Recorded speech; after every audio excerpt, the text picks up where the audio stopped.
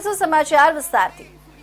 સમગ્ર દેશમાં દરેક લોકો લોકસભા ચૂંટણીની તૈયારીમાં વ્યસ્ત છે। આ સમયની વાત કરીએ તો લોકસભા ચૂંટણીમાં મતદારો કયા મુદ્દાઓ પર મતદાન કરશે, આ તમામ બાબતોને લઈને ઇન્ડિયા ન્યૂઝની ટીમ દરેક જગ્યાએ પહોંચી રહી છે। યુવાનો હોય કે મહિલાઓ, તેમણે દરેકના હૃદયને સ્પર્શી લીધું અને તમામ લોકોની સમસ્યાઓ વિશે વાત કરી। ઇન્ડિયા ન્યૂઝની ટીમ આજે સુરતની એક યુનિવર્સિટીમાં પહોંચી અને ત્યાંના વિદ્યાર્થીઓ પાસેથી તેમનો અભિપ્રાય મેળવ્યો। તેથી વિદ્યાર્થીઓએ ઇન્ડિયા ન્યૂઝ પર શિક્ષણ અને શિષ્યવૃત્તિ અંગે તેમના વિચારો વ્યક્ત કર્યા અને તેમના શબ્દોમાં સત્ય છે, સરકાર ગમે તે આવે કે જાય, દેશ ત્યારે જ પ્રગતિ કરી શકે જ્યારે શિક્ષણમાં પ્રગતિ થાય। તો ચાલો જોઈએ આ વિદ્યાર્થીઓએ શું કહ્યું છે। लोकसभा चुनाव की तैयारी पूरे देश में जोरों शोरों से चल रही है, तो लोकसभा चुनाव में कौन कौन किस किस मुद्दों को लेकर वोट देगा, उन सारी चीजों को लेकर इंडिया न्यूज की जो टीम है वो हर जगह सभी लोगों से मुलाकात ले रही है। तो इस वक्त हम गुजरात के सूरत शहर में एक यूनिवर्सिटी में उपस्थित हैं। वहाँ पे जो छात्र हैं उनसे बातचीत करने की कोशिश करेंगे कि किन किन मुद्दों को लेकर वो इस बार का वोट देंगे। तो हमारे साथ आप देख सकते हैं कई लोग जो मौजूद है, जो कुछ छात्र हैं यहाँ पर पढ़ाई भी करते हैं, तो हम सीधी तौर पर उन्हीं से बात करते हैं। सबसे पहले तो आप ये बताइए, लोकसभा चुनाव आने वाला है, किस तरह की तैयारी किन किन मुद्दों को लेकर? जी नमस्ते, मेरा मनोज तिवारी है।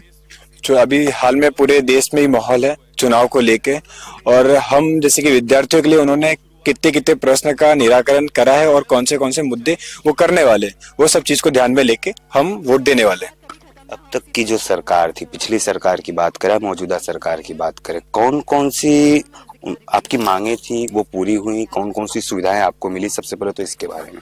विद्यार्थी जगत की अगर बात करें तो विद्यार्थी जगत के लिए सबसे इम्पोर्टेंट, सबसे महत्वपूर्ण वस्तु है एजुकेशन। एजुकेशन को लेके जो गवर्नमेंट ने न्यू एजुकेशन पॉलिसी जो अभी डिक्लेयर की है, उससे जितने भी विद्यार्थियों को मल्टी इन मल्टी आउट, मतलब कोई भी कोर्स कोई भी यूनिवर्सिटी से वो कर सकते हैं और अलग अलग अपने ऑप्शन के हिसाब से जितने कोर्स वो करना चाहते हैं वो कर सकते हैं। एक बहुत बड़ा बेनिफिट मिला है। अभी पहले ऐसा होता है कॉमर्स का स्टूडेंट ही CA या फिर कोई भी अलग अलग बैकग्राउंड में कर सकते, कॉमर्स वाले साइंस के सब्जेक्ट नहीं पढ़ सकते थे, लेकिन अभी वो सारी चीजें हटा दी गई है। और हमारे जो मूल, जो हमें कहते हैं कि जो वेद है, ये सब उसकी जो इंटेंसिव वाइज जो प्रोवाइड की जा रही है स्कूल के स्टूडेंट्स को, अलग अलग अगर आप देखोगे तो 10th के स्टूडेंट्स के लिए भी इंटेंसिव है, सारे ऑप्शन दिए जा रहे हैं। तो ये सारी चीजें विद्यार्थियों के लिए और उनके आने वाले भविष्य के लिए बहुत इंपॉर्टेंट है। ये बहुत है, उस चीज को ध्यान में रखते हुए हम वोट करेंगे। सीधी सी बात है, मौजूदा सरकार ने अब तक आपकी सारे मांगे पूरी कर दी हैं, तो अब तक दिक्कतें क्या हैं? आप किस चीज को लेकर आपको दिक्कत पड़ रही है यूनिवर्सिटीज में, एजुकेशन में? हम देख सकते हैं कि यूनिवर्सिटी में बहुत सारे कोर्सेज हैं, लेकिन कई यूनिवर्सिटी में ऐसा नहीं है कि हम एक साथ 2-3 कोर्स कर सकते। जैसा कि मनोज भाई ने बताया कि NEP न्यू एजुकेशन सिस्टम अभी लागू हुई है, लेकिन अभी पूर्ण मात्रा से नहीं लागू हुई। तो हमारी ये मांग है कि पहले NEP लागू हो, हर यूनिवर्सिटी में, हर कॉलेज में ये बात हो कि हर स्टूडेंट जो 2-3 कोर्स एक साथ करना चाहता है वो एक साथ करे। अलग अलग यूनिवर्सिटी में करना चाहता है तो अलग अलग यूनिवर्सिटी में करे। तो ये हमारी पहली मांग होगी कि न्यू एजुकेशन पॉलिसी जो है वो लागू हो पूर्ण मात्रा से। तो ये हमारी पहली मांग होगी। और भी विद्यार्थीगण हैं, उनसे ही बातचीत करने की कोशिश करेंगे। आप बताइए, आपको किन किन दिक्कतों का सामना करना पड़ रहा है और आप आने वाले समय में किस तरह की सरकार चुनोगे जिससे आपकी मांगे पूरी हो सके? नमस्कार, मेरा नाम विश्वास जादव है। तो अभी डिजी लॉकर का एक महत्वपूर्ण मुद्दा है कि वो हम भारत में कोई भी जगह पे जाते हैं तो वहाँ पे हम कोई भी डॉक्यूमेंट का उसका एक हमें रजिस्ट्रेशन नंबर मिल गया है, तो उससे हम ये अच्छा कर सकते हैं। तो सरकार से हमें ऐसी सरकार चुननी चाहिए कि मतलब ये गवर्नमेंट की सीट है कुछ वो बढ़ाई जाए, क्योंकि सेल्फ फाइनेंस सीट बहुत है, तो गवर्नमेंट की सीट बढ़ाई जाए। भाई यही ऐसी कुछ सरकार को निवेदन है कि ऐसी सरकार हम सुनना चाहते हैं। गवर्नमेंट की सीटें जो हैं वो बढ़ाई जाए, ऐसा इनका कहना है। आप क्या मानते हो, आप किस मुद्दों को देखकर आप वोट देंगे? ये जो हम जो पढ़ाई कर रहे हैं तो उसमें हम जो स्टाइपेंड हम लोग को जो मिलती है शिष्यवृत्ति, उस मुद्दे पे हम मैं बोलना चाहूँगा। क्योंकि कितने ही ऐसे छात्र हैं जो मेरे साथ अभी पढ़ रहे हैं, उनकी जो अगले साल की स्कॉलरशिप है वो पेंडिंग में रह चुकी है। 70 से 80% ऐसे छात्र हैं जिनकी स्कॉलरशिप अभी तक प्रोवाइड नहीं की गई है। तो मैं सरकार से यही विनंती करना चाहूँगा कि जिन छात्राओं की स्कॉलरशिप बाकी है, का तो उनका रीज़न, का तो वो हमें जल्द से जल्द अदा करें वो रकम। आपने स्कॉलरशिप की बात की, अब तक कितनी स्कॉलरशिप किस किस डिपार्टमेंट में मिलती थी और अब कितनी मिलनी चाहिए या उतना ही स्थायी रहना चाहिए?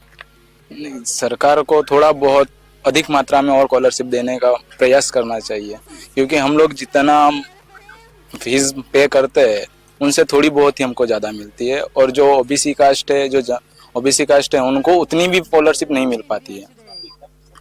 तो ये जो लोग हमारे साथ जो छात्र जुड़े थे, उन्होंने हर तरीके से इस बार जो चुनाव का माहौल, वो लोग जिन चीजों को देखकर वो वोट करेंगे, उन सारी चीजों को लेकर उसने इंडिया न्यूज के साथ बातचीत की। तो कहीं ना कहीं इनके जो मुद्दे हैं वो एक सरकार को देखने चाहिए और उन सारी चीजों को लेकर सरकार को काम भी करना चाहिए। और इन सारी चीजों को देखकर ही जो छात्रगण है, जो भारत के जो लोकसभा चुनाव है जो होने जा रहा है, तो उन सारी चीजों को लेकर जो छात्रगण ने अपनी प्रतिक्रिया दी है, स्कॉलरशिप के लिए बात कर ली जाए, अन्य सारी चीजों को लेकर, तो उन सारी चीजों को ध्यान में रखकर सरकार को काम करना चाहिए। तभी यह जो विद्यार्थीगण है वो सरकार को वोट देंगे। कैमरा पर्सन रविंडे के साथ मैं अमित राजपूत, इंडिया न्यूज, सूरत। રક્ષાયલ અને ડાયમંડ સિટી સુરત હવે ઓર્ગન ડોનર સિટી તરીકે ખ્યાતિ પામી રહ્યું છે, ત્યારે સુરતમાંથી વધુ એક અંગદાન કરવામાં આવ્યું છે। વાટેલિયા પ્રજાપતિ સમાજના ખસતિયા પરિવાર દ્વારા પોતાના એકના એક 7 વર્ષીય દીકરાના લીવર અને બંને કિડનીનું દાન કરીને ઉત્તમ ઉદાહરણ પૂરું પાડ્યું છે। બાળકના અંગોના કારણે 3 ને નવજીવન મળશે। સુરતના મહુવા તાલુકાના વલવાડા ગામમાં 40 વર્ષીય નિલેશભાઈ લાલજીભાઈ ખસ્તિયા પરિવાર સાથે રહે છે। પરિવારમાં પત્ની, માતા, પિતા અને એકનો એક 7 વર્ષીય શિવમ હતો। નિલેશભાઈ બ્રિક્સ મેન્યુફેક્ચરર્સ છે। ધૂળેટીના રોજ આશરે સાંજે 6 વાગે શિવમ ખસ્તિયા પહેલા માળે ઘરની બાલ્કનીમાં ક્રિકેટ બોલથી પોતાના મિત્ર સાથે રમતો હતો, ત્યારે પહેલા માળે ઉભેલ શિવમ તેના મિત્રએ નીચેથી ફેંકેલ બોલ પકડવા જતા પોતાના શરીરનું બેલેન્સ ગુમાવતા પહેલા માળેથી નીચે જમીન ઉપર પટકાયો અને ઈજાગ્રસ્ત થયેલ હતો। ઘટના સ્થળ ઉપર હાજર શિવમના પિતરાએ ભાઈ તેઓને વલવડા ગામના પ્રાથમિક સારવાર કેન્દ્રમાં લઈ જતા બાળકની પરિસ્થિતિ જોતા ત્યાંથી દર્દીને અન્ય હોસ્પિટલમાં ખસેડવા માટે સલાહ આપી હતી। તેથી શિવમના પિતરાઈ ભાઈએ પોતાની કારમાં બાળકને અન્ય હોસ્પિટલ લઈ જવા નીકળ્યા હતા। રસ્તામાં બાળકના શ્વાસ બંધ થઈ જતા સુનિતાબેન પટેલ, પીએચસી સુપરવાઇઝર, તેઓએ બાળકને તુરંત CPR આપવાનું શરૂ કર્યું હતું અને અધવચ્ચે જ પોતાની સૂઝબૂઝથી 108નો કોન્ટેક્ટ કરી અને બારડોલી સ્થિત સરદાર હોસ્પિટલ ખાતે શિફ્ટ કરવામાં આવ્યા હતા। આ સમગ્ર ઘટનામાં પિતરાઈ ભાઈએ એમના સંબંધી ડોક્ટર મેઘજી ઘોઘારીનો સંપર્ક કર્યો। ધૂળેટીનો તહેવાર હોવાથી ડોક્ટર મેઘજી ઘોઘારીએ અગાઉથી જ ઘટનાની જાણ હોય, જેથી સરદાર હોસ્પિટલની ટીમને ખડે પગે સ્ટેન્ડ બાય કરી દીધી હતી। ત્યાં સિટી સ્કેન રિપોર્ટમાં બ્રેન હેમરેજ જણાતું હોવાથી તેઓને તાત્કાલિક સર્જરીની જરૂરિયાત હોય, જેથી સુરત સ્થિત નિર્મલ ચિલ્ડ્રન હોસ્પિટલ ખાતે શિફ્ટ કરવામાં આવ્યા હતા। નિર્મલ હોસ્પિટલમાં ન્યુરોસર્જન દ્વારા તેઓનું મગજનું ઓપરેશન કરવામાં આવ્યું હતું।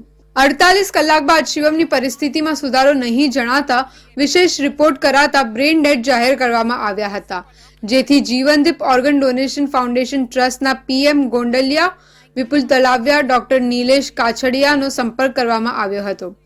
અંગદાનની માહિતી માટે પરિવારના સભ્યોએ જીવનદીપ ઓર્ગન ડોનેશનની સમગ્ર ટીમ દ્વારા મુલાકાત લઈ અંગદાન કરવા માટે પૂરતી સમજ આપવામાં આવી હતી। પિતા નિલેશભાઈ, માતા દક્ષાબેન, પિતરાઈ વિશાલભાઈ, મામા વિરેન્દ્રભાઈ, ભરતભાઈ, જગદીશભાઈ, રમેશભાઈ, ભગવાનભાઈ, ડોક્ટર મેઘજીભાઈ ઘોઘારી સહિત વિચાર કરવામાં આવ્યો કે શરીર બળીને પંચમહાભૂતમાં વિલીન થઈ જવાનું છે, ત્યારે તેમના અંગોના દાન થકી ઓર્ગન નિષ્ફળતાના દર્દીઓને નવજીવન મળતું હોય, ત્યારે સમગ્ર પરિવારના સભ્યોએ સહમત થઈ અંગદાન કરવાની પ્રક્રિયા કરવાની સંમતિ આપી હતી। ગતરોજ મારા મિત્ર ડોક્ટર મેઘજીભાઈ ઘોઘારીનો મારા પર ફોન આવ્યો કે અમારા એક સંબંધીનું 7 વર્ષનું બાળક છે, એ નિર્મલ હોસ્પિટલ સુરત ખાતે સારવાર લઈ રહ્યું છે, પરંતુ ત્યાંના ફરજ પરના ડોક્ટરોએ તેને બ્રેન્ડેડ જાહેર કરેલો છે। અવારનવાર છાપા અને ન્યૂઝમાં અમે સાંભળતા હોઈએ છીએ કે બ્રેન્ડેડ પેશન્ટનું અંગદાન કરતા અન્ય લોકોને જીવ મળતા હોય છે, તો આપની ટીમ આવી અને અમારા ફેમિલી, સગા સંબંધીઓને સમજાવો કે શા માટે અંગદાન કરવું જોઈએ।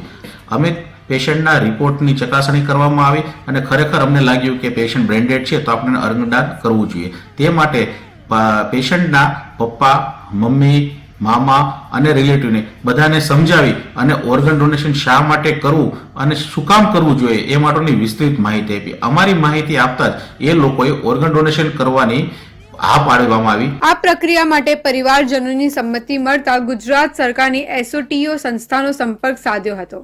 નિર્મલ ચિલ્ડ્રન હોસ્પિટલમાંથી એસઓટીઓમાં રજીસ્ટ્રેશનની પ્રોસેસ શરૂ કરવામાં આવી હતી. એસઓટીઓ ગુજરાત દ્વારા લીવર અને બંને કિડનીનું દાન IKDRC હોસ્પિટલના માધ્યમથી સ્વીકારવામાં આવ્યું હતું.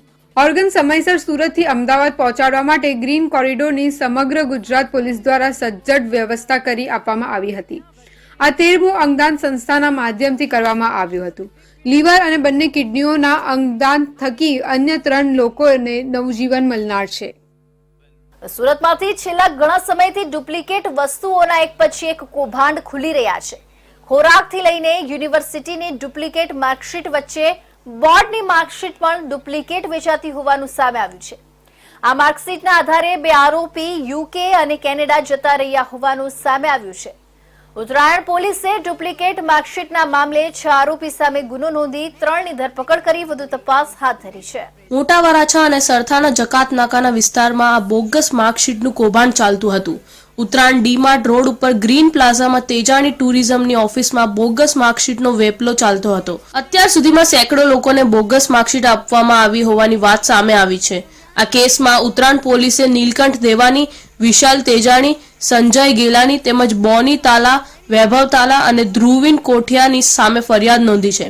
જે પૈકી નીલકંઠ અને બોની તાલા બંને વિદેશમાં હોવાની માહિતી સંપાડી છે. યુનિવર્સિટીની માર્કશીટ અને ડિગ્રી મળી આવી હતી. એ યુનિવર્સિટીમાં એમણે લેટર લખી અને આ માર્કશીટ અને સર્ટિફિકેટ છે એમના દ્વારા ઇસ્યુ કરવામાં આવેલ છે કે કેમ એ બાબતે એમણે ખરાઈ કરેલી, જેમાંથી સૌરાષ્ટ્ર યુનિવર્સિટી અને બીજી એક અન્ય યુનિવર્સિટીમાંથી માહિતી આવેલી કે આ માર્કશીટ કે સર્ટિફિકેટ છે એ એમના દ્વારા ઇસ્યુ કરવામાં આવેલું નથી. તે આધારે ગઈકાલે ઉત્તરાયણ પોલીસ સ્ટેશનમાં ગુનો રજીસ્ટર કરવામાં આવેલો છે, જેમાં ખોટી માર્કશીટ બનાવી અને કાવતરું કરવું એ બાબતેની કલમનો ઉમેરો કરવામાં આવેલો છે. આ બાબતે હાલમાં 3 આરોપી છે એમને અરેસ્ટ કરવામાં આવેલા છે. ઉત્તરાયણ પોલીસે હાલ 3 આરોપીની ધરપકડ કરી વધુ તપાસ હાથ ધરી છે.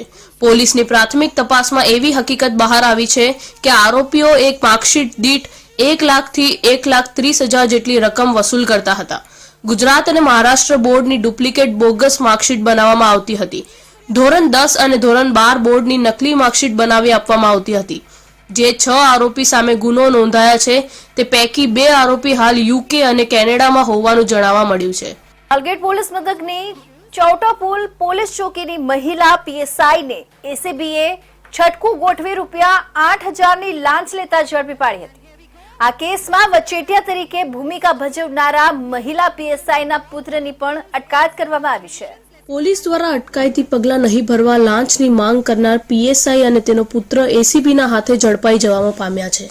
આ અંગે મળતી માહિતી અનુસાર લાલગેટ પોલીસ મથકની ચૌટા બજાર પોલીસ ચોકીની PSI મંજુલા પારગી 8,000ની લાંચમાં ACBના છટકામાં ભેરવાઈ છે. લાંચ લેવા માટે તેને તેના પુત્રને સાથે રાખ્યો હતો. આરોપી વિરુદ્ધ CRPCની કલમ 151ના અટકાયતી પગલાં નહીં ભરવા માટે ટેકનિશિયન પાસે તેને લાંચ માંગી હતી. આ અંગે ACBએ જણાવ્યું હતું કે લાલગેટ વિસ્તારમાં ઇલેક્ટ્રિકલ કોન્ટ્રાક્ટરને ત્યાં એક ટેકનિશિયન નોકરી કરતો હતો, જેની વિરુદ્ધમાં અરજી થતા આ કેસની તપાસ લાલગેટ પોલીસ ચોકીની મહિલા PSI મંજુલા પારગી કરી રહી હતી, જેમાં ટેકનિશિયન પાસે મંજુલાએ 10,000 માંગ્યા હતા. બાદમાં રકઝક પછી 8,000ની રકમ નક્કી થઈ હતી. જે મામલે ફરિયાદ મળતા ACBના સ્ટાફે શુક્રવારે સાંજે લાલગેટ પોલીસ ચોકીમાં છટકું ગોઠવ્યું હતું. લાંચની રકમ મંજુલાએ પોલીસ ચોકીમાં જ પોતાના પુત્ર અશ્વિન પારગીને આપી દેવા કહ્યું હતું. જે વેળાએ ACBના સ્ટાફે માતા પુત્ર બંનેને રંગે હાથ લાંચ સ્વીકારતા રંગે હાથ ઝડપી પાડ્યા હતા. આ મામલે ACB પોલીસે બંનેની અટકાયત કરી આગળની કાર્યવાહી હાથ ધરી છે. ગત રોજ ACBમાં ફરિયાદ મળેલી કે Lalgate police station Lalgate police ચોકીમાં ફરજ બજાવતા PSI અરજીના કામે અટકાયતી પગલાં નહીં લેવાના અવેજ પેટે ₹10,000ની લાંચની માગણી કરે, જે રકઝકના અંતે ₹8,000ની લાંચ લેવા તેઓ સહેમત થયેલા. તો લાલગેટ ચોકી PSI મંજુલાબેન તથા એક પ્રજાજન અશ્વિનભાઈ નાઓને ₹8,000ની લાંચ લેતા અટકાયત કરવામાં આવેલી છે અને તેઓ વિરુદ્ધ કાયદેસર કાર્યવાહી હાથ ધરી આગળ તપાસ હાથ ધરેલી છે. અત્રે ઉલ્લેખનીય છે કે આરોપી મહિલા પીએસઆઈ મંજુલા પારગીનું પગાર 70,000 છે. તે છતાં પૈસાની લાલચમાં પોતે અને પોતાના પુત્રને જેલના સળિયા ગણવા પડવાનો વારો આવ્યો છે. વળી લાંચની રકમ મંજુલાએ પોલીસ ચોકીમાં પોતાના પુત્ર અશ્વિન પારગીને આપી દેવા કહ્યું હતું. એસીબીના સ્ટાફે માતા પુત્ર બંનેને રંગે હાથ ઝડપી પાડ્યા છે. વર્ષ 2017માં મંજુલાએ પીએસઆઈ તરીકે પ્રમોશન મળ્યા બાદ લાલગેટ ચોકીમાં પોસ્ટિંગ થયું હતું. સુરતમાં મહિલાઓને લોન આપવાની લાલચ આપી 22 લાખ રૂપિયાની ઠગાઈ કરનાર ભેજાબાજને પોલીસે ઝડપી પાડી કાયદેસરની કાર્યવાહી હાથ ધરી છે. લોકો સાથે છેતરપિંડી કરવા માટે ભેજાબાજો અવનવી તરકીબો અજમાવતા હોય છે. ત્યારે પાંડેસરા વિસ્તારમાં માત્ર મહિલાઓને જ લોન મળશે તેવી કંપની હોવાનું કહી ઠગબાજ ઇસમે લાખો રૂપિયા એકઠા કર્યા હતા અને બાદમાં 22 લાખ રૂપિયાની છેતરપિંડી આચરી લોકોને ચૂનો ચોપડ્યો હતો. આ મસમોટી ઠગાઈ આચનારા આરોપીને પોલીસે ઝડપી પાડવામાં સફળતા મેળવી છે. આ કેસમાં પોલીસે રૂપિયા 22 લાખની છેતરપિંડી કરનાર આરોપી આકાશ હીરાભાઈની ધરપકડ કરી છે. આરોપી આશીર્વાદ કંપનીમાં કામ કરતો હોવાની વાતો કરી જણાવતો હતો કે આ કંપની ફક્ત મહિલાઓને લોન આપે છે. આરોપીએ જુદી જુદી મહિલાઓના નામે લોન અપાવી હોવાની ખાતરી આપી મહિલાઓ સાથે ઠગાઈ કરી હતી, જ્યારે ખરેખર તે મહિલાઓને લોન આપવામાં આવી નહોતી તથા આરોપીએ આ તમામ પૈસા પોતાના અંગત કામો માટે વાપરી નાખ્યા હતા. મહિલાઓ સાથે છેતરપિંડી થતી હોવાનો મામલો કંપનીના મેનેજરને ધ્યાને આવતા તેઓએ પાંડેસરા પોલીસ સ્ટેશનમાં ફરિયાદ નોંધાવી હતી. પોલીસે છેતરપિંડીનો ગુનો દાખલ કરી આરોપી આકાશ હીરાભાઈની ધરપકડ કરી હતી. આ મામલે પોલીસે જણાવ્યું છે કે આરોપીએ કંપનીમાંથી પણ ઉચાપત કરી હતી, જેથી આરોપીની વધુ પૂછપરછ અને તપાસ હાથ ધરવામાં આવી છે. પાંડેસરા પોલીસ સ્ટેશન ખાતે આશીર્વાદ ફાઇનાન્સ કંપની પ્રાઇવેટ હતી, જે મહિલાઓને ખૂબ ઓછા વ્યાજ દરે નાની લોન આપતી હતી, જેમાં આશીર્વાદ કંપનીના જ કર્મચારી આકાશભાઈ હીરાભાઈ નાઓએ છેતરપિંડી કરી અને કંપનીની 22 લાખ જેટલા રૂપિયાની ઉચાપત કરેલી છે, જેમાં જુદી જુદી મહિલાઓના નામે લોન બતાવેલ છે, પરંતુ ખરેખર લોન આપેલ નથી અને તેઓએ આ લોન પોતાના અંગતથી જ સારું વાપરેલ છે. જે મતલબની ફરિયાદ ભાવેશભાઈની રજીસ્ટર કરી પાંડેસરા પોલીસે ગુનો દાખલ કરેલ છે અને ગઈકાલે આરોપી આકાશ હીરાભાઈ નાઓને અટક કરવામાં આવેલા છે. આરોપી આકાશ દ્વારા કરવામાં આવેલી ઠગાઈના કારણે અનેક ગરીબ મહિલાઓની હાલત દયનીય બની ગઈ છે. હાલ આ મામલે પોલીસ વધુ તપાસ કરી રહી છે, જેમાં ચોંકાવનારી હકીકત બહાર આવે એવી શક્યતા દેખાઈ રહી છે. તો ભાજપ કાર્યાલય ખાતે રાખવામાં આવેલા કાર્યક્રમમાં ડીજીવીસીએલ કંપનીના કર્મચારી નીરવ દેસાઈ હાજર રહેતા કોંગ્રેસ દ્વારા આચાર સંહિતાના ભંગની ફરિયાદ કરવામાં આવી છે. લોકસભા ચૂંટણીની તારીખ જાહેર થઈ જતા સમગ્ર રાજ્યમાં આચાર સંહિતા લાદવામાં આવી છે. હાલ લોકસભાની ચૂંટણીમાં સુરતના ઉમેદવાર તરીકે મુકેશ દલાલના નામની જાહેરાત કરાયા બાદ અનેક કાર્યક્રમોમાં તેમનું સન્માન કરવામાં આવી રહ્યું છે. આવો જ એક કાર્યક્રમ સુરત ભાજપ કાર્યાલય ખાતે યોજાયો હતો, જે કાર્યક્રમમાં ડીજીવીસીએલ કંપનીના કર્મચારી નીરવ દેસાઈ સહિતનાઓએ હાજરી આપી હતી. આ મુલાકાતના ફોટા સહિતની માહિતી કોંગ્રેસના પ્રવક્તા નૈશિત દેસાઈ અને કલ્પેશ બારોટે ચૂંટણી પંચને આપી આચાર સંહિતા ભંગની ફરિયાદ આપી છે. આ મામલે કલ્પેશ બારોટે જણાવ્યું હતું કે નીરવ દેસાઈ અને તેમના સાથીઓએ ઉમેદવાર મુકેશ દલાલનું અભિવાદન કરી તમામ બેઠકો ઉપર વિજય મેળવવાની શુભેચ્છાઓ પાઠવી હતી. સરકારી કર્મચારી તરીકે કોઈ પણ પક્ષના કાર્યક્રમમાં ભાગ લઈ આચાર સંહિતાનું ભંગ કરનારા લોકો સામે કોંગ્રેસ દ્વારા કાર્યવાહી કરવાની માંગ કરવામાં આવી રહી છે. ચૂંટણી પંચમાં અમે 23 તારીખે ફરિયાદ કરેલી હતી કે જિલ્લા સુરત ભાજપના મધ્યસ્થ કાર્યાલય પર ભારતીય જનતા પાર્ટીના ઉમેદવાર મુકેશ દલાલના મધ્યસ્થ કાર્યાલય પર દક્ષિણ ગુજરાત વીજ કંપનીના વહીવટી અધિકારી નીરવભાઈ દેસાઈ અને બીજા કર્મચારીઓ ત્યાં જઈને મિટિંગ કરેલી હતી અને ભાજપના ઉમેદવારને ખેસ પહેરાવી તેનું સ્વાગત કર્યું હતું અને એવું ખાતરી આપી હતી કે સુરત સહિત દક્ષિણ ગુજરાતની 4 લોકસભાની સીટ ભાજપ જીતે એ રીતે અમારા પ્રયત્ન રહેશે. આના ફોટોગ્રાફ સાથેની અમે જિલ્લા કલેક્ટરને ફરિયાદ કરી છે, ગાંધીનગર ચૂંટણી પંચમાં ફરિયાદ કરી છે અને દિલ્હી ચૂંટણી પંચમાં ફરિયાદ કરી છે.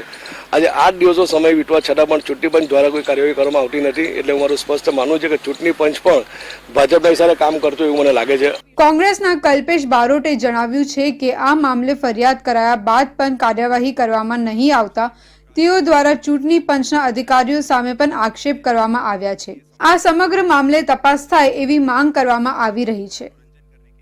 લોકસભાની ચૂંટણીમાં ભરૂચ બેઠક પર છોટુ વસાવાની ભારતીય આદિવાસી પાર્ટી સાથે એન્ટ્રી થતા તેઓ દ્વારા પત્રકાર પરિષદનું આયોજન કરાયું હતું, જેમાં ભાજપ, કોંગ્રેસ અને આમ આદમી પાર્ટી સામે આકરા પ્રહારો કરવામાં આવ્યા હતા. ભરૂચ લોકસભા બેઠક પર કોંગ્રેસના હાથની ગેરહાજરી વચ્ચે કમર સામને આપના ઝાડુ બાદ હવે હોકી બોલના ચિહ્ન સાથે ફરી છોટુ વસાવા બીએપી પાર્ટી લઈ ચૂંટણી લડવા મેદાને ઉતર્યા છે. ભરૂચ બેઠક પર આઝાદી બાદ પહેલી વખત કોંગ્રેસનો હાથ ઈવીએમ અને બેલેટ પેપર પરથી ગાયબ થયો છે. ઇન્ડિયા ગઠબંધનના આપના ઉમેદવાર ચૈતર વસાવા ઉમેદવારી કરી રહ્યા છે, જ્યારે ભાજપે 7મી ટર્મ માટે પણ 6 ટર્મના સાંસદ મનસુખ વસાવાને મેદાને આદિવાસી સામે આદિવાસી ઉમેદવાર તરીકે ઉતાર્યા છે. ઝઘડિયા વિધાનસભા બેઠક પર 35 વર્ષ સુધી એક હત્તું શાસન કરનારા છોટુ વસાવા ચોથી વખત લોકસભા લડવા ભારતીય આદિવાસી પાર્ટી બીએપી લઈને આવ્યા છે. આ અંગે યોજાયેલી પત્રકાર પરિષદમાં તેઓએ જણાવ્યું હતું કે ભારતની કોંગ્રેસ, ભાજપ અને આપની જેટલી સરકારો થઈ એ અમારા માટે સમસ્યા છે અને કેજરીવાલ દેશના બીજા નંબરના ચોર જે પાર્ટીમાં ચૈતર વસાવા ગયા છે. આ સાથે આકરા પ્રહારો કરતા જણાવ્યું હતું કે ભારતીય આદિવાસી પાર્ટી બીએપી ભરૂચ સહિત તમામ ટ્રાઇબલ બેઠકો પરથી લોકસભા લડવાની જાહેરાત કરી દીધી છે અને તેઓના ઉમેદવારો 2 દિવસમાં જાહેર કરવાની પણ જાહેરાત કરી દીધી છે. મીડિયા સમક્ષ છોટુ વસાવાએ કહ્યું હતું કે એ લોકો માનતા હતા કે ગુજરાતમાં જગ્યા ખાલી જ છે, ટ્રાઇબલમાં ઘૂસી જઈએ. અમારી હાજરી પણ અહીં છે, અમે જગ્યા છોડવાના નથી. આદિવાસીના હકો માટે ચૂંટણીમાં અને ચૂંટણી પછી પણ લડીશું. ભારતની જેટલી પણ કોંગ્રેસ, ભાજપ અને આપની સરકારો થઈ એ બધા અમારા આદિવાસીઓ માટે સમસ્યા હોવાનું તેમને ગણાવી. આગળ ભરૂચ બેઠકના ભાજપ આપના આદિવાસી ઉમેદવારો નેતા નહીં હોવાનું કહી દીધું છે. તો વધુમાં મનસુખ વસાવા અને ચૈતર વસાવા આદિવાસીઓ માટે ડેડ બોડી જેવા અને તેઓની ગધેડા જેવી ભૂમિકા હોવાનો પણ ગંભીર આરોપ છોટુ વસાવાએ લગાવ્યો છે. વધુમાં કેજરીવાલને દેશના બીજા નંબરના ચોર ગણાવી દીધા છે અને હાલમાં જ ભાજપમાં જોડાયેલા તેમના પુત્ર મહેશ વસાવા વિશે કોઈ ચર્ચા કરવા જેવી નથી કહી દીધું હતું. એ લોકો એવું માનતા હતા ગુજરાતમાં જગ્યા ખાલી જ છે ને અમે ટ્રાઇબલ એરિયામાં ઘૂસીને એ લોકોને અમે મહાત કરશું.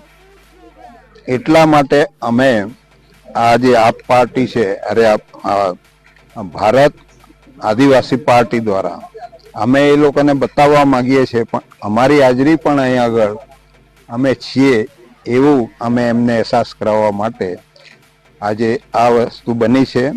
ના આ જે ઝંડા છે એના નેજા હેઠળ આખા ભારતના આદિવાસીઓને જે અન્યાય થાય છે એ અન્યાય માટે અમે લડશું. ચૂંટણી હોય કે પછી આમ જે બધા ઇસ્યુ હોય અમારા માટે અમે તૈયાર છે લડવા માટે. હાલ ભરૂચમાં માહોલ ગરમાયો છે, જેમાં ભરૂચ લોકસભા બેઠક પર કમર ઝાડુ વચ્ચેના જંગમાં હોકી બોલ કોને ફાયદો કરાવે છે કે મહાત આપે છે તે ખૂબ જ રસપ્રદ બની રહેશે. તો ગુડ ફ્રાઈડે પર્વ નિમિત્તે દેવપુત્ર ઈશુની શોભાયાત્રા સેલવાસ ખાતે નીકળી હતી. આ ભવ્ય યાત્રામાં ખૂબ જ મોટી સંખ્યામાં ખ્રિસ્તી સમાજના લોકો જોડાયા હતા. ખ્રિસ્તીઓના પવિત્ર પર્વ ગુડ ફ્રાઇડેની ઉજવણી હર્ષોલ્લાસ સાથે ગત રોજ કરવામાં આવી હતી, જેમાં સેલવાસ ખાતે દેવપુત્ર ઈસુની શોભાયાત્રા નીકળી હતી. આ શોભાયાત્રામાં સેંકડોની સંખ્યામાં ખ્રિસ્તી સમુદાયના લોકો જોડાયા હતા. ગુડ ફ્રાઇડેના દિવસે સેલવાસ ખાતે આવેલા પ્રાચીન રોમન કેથોલિક ચર્ચ ખાતેની માનવતા જાતિના ગુડ ફ્રાઇડેના દિવસે સેલવાસ ખાતે આવેલા પ્રાચીન રોમન કેથોલિક ચર્ચ ખાતેથી માનવ જાતિના ઉદ્ધાર માટે દેવપુત્ર ઈસુની શોભાયાત્રા કાઢવામાં આવી હતી. ગુડ ફ્રાઇડેના દિવસે પ્રભુ ઈશુએ અનેક યાતનાઓનો આપ્યા બાદ ક્રોસ પર ચડાવી દેવામાં આવ્યા હતા. દેવપુત્ર ઈસુ માનવ જાતિના અનેક કર્મોની સજા પોતે સ્વીકારી હતી અને અનેક યાતનાઓ ભોગવ્યા બાદ પણ હસતા મોઢે ક્રોસ પર ચડી ગયા હતા. ગુડ ફ્રાઇડેના દિને બપોરે 3 વાગ્યાના સુમારે ઈસુને ક્રોસ પર ચડાવ્યા હતા, જેને યાદ કરી ઈશુને પ્રતિમાની શોભાયાત્રા કાઢવામાં આવી હતી. આ શોભાયાત્રા સેલવાસના અનેક વિસ્તારમાં ભ્રમણ કરી ફરીથી ચર્ચ પર પહોંચી હતી, જ્યાં દેવપુત્ર ઈસુની પ્રતિમાને ઉપસ્થિત દરેક લોકોએ ચુંબન કર્યું હતું. આ સાથે જરોલી ગામે પણ ગુડ ફ્રાઇડે નિમિત્તે જરોલી મિશન દ્વારા સમગ્ર ઘટનાનું નાટ્ય રૂપાંતર કરવામાં આવ્યું હતું, જેમાં મોટી સંખ્યામાં ક્રિશ્ચિયન સમાજના લોકો જોડાયા હતા. આ દરમિયાન દેવપુત્ર ઈશુએ કેવી રીતે કેટલીક યાતનાઓ બાદ સૂલી પર ચડાવવામાં આવ્યા હતા એનું મંથન કરવામાં આવ્યું હતું. જરોલી મિશન દ્વારા ગુડ ફ્રાઇડે પર આયોજિત આ નાટ્ય રૂપાંતરને જોવા માટે મોટી સંખ્યામાં લોકો ઉપસ્થિત રહ્યા હતા. पूरे संसार में क्रिस्टी लोग गुड फ्राइडे मनाते हैं. उसका मतलब क्या है कि हम यीशु का मरण के स्मृति स्मरण करते हैं, यीशु के डेथ का याद करते हैं कि यीशु इस संसार में आया मनुष्य को पाप से मुक्त करने के लिए। और क्रिसमस के दिन हम उसका जन्म मनाते हैं। वो गॉड होकर, ईश्वर होकर मनुष्य बन गया, फिर भी वह हमारे पापों के लिए दुख कष्ट सहन करके अपना जीवन देके मुक्ति प्राप्त करने चाहते थे। और ये 3 दिन में हमने मनन चिंतन किया कि यीशु ने कितना कष्ट उठाया और अंतिम में उसको सूली पर चढ़ाया और उसने अपना प्राण दे दिया ताकि हम सब लोग पाप के जंजीरों से मुक्त हो जाए।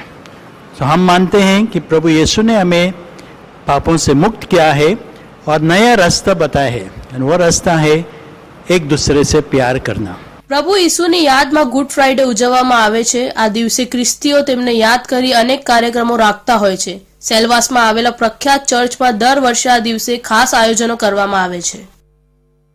તો આ હતા સુરત બુલેટિનના મહત્વના સમાચાર। ફરી મળીશું નવા સમાચાર સાથે, ત્યાં સુધી જોતા રહેજો ઇન્ડિયા ન્યૂઝ ગુજરાત।